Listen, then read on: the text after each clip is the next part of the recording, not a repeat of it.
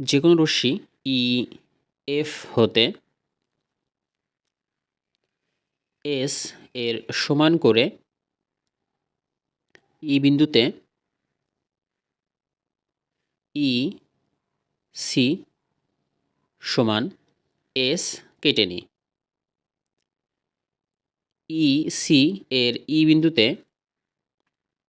45 degree কোণ অঙ্কন করি। প্রথমে আমরা লম্ব অঙ্কন করে নিব, অর্থাৎ 90 ডিগ্রি কোণ অঙ্কন করে নিব।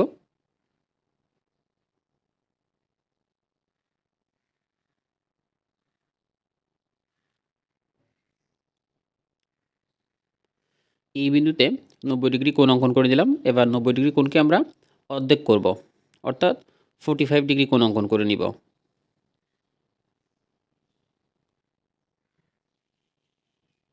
কোণ C E H equal to 45 degree. সিকে কেন্দ্র করে এ এর সমান ব্যাসার্ধ নিয়ে সি বিন্দু হতে ই এইচ এর উপর একটি বৃত্তচাপ আঁকে। বৃত্তচাপটি ই এইচকে এ এবং এ প্রাইম বিন্দুতে ছেদ করে। এখন এ ও সি যোগ করি এবং এ প্রাইম সি এটিও যোগ করি। এখন এ হতে ইসির উপর লম্ব টানি।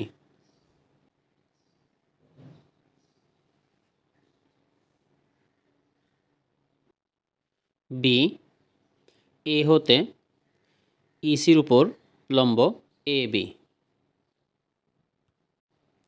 একইভাবে এ প্রাইম হতে ইসির উপর লম্ব টানি।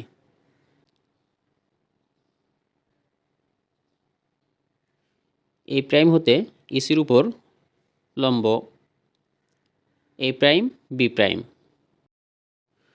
তাহলে এ বি সি অথবা এ প্রাইম বি প্রাইম সি উদ্দিষ্ট ত্রিভুজ।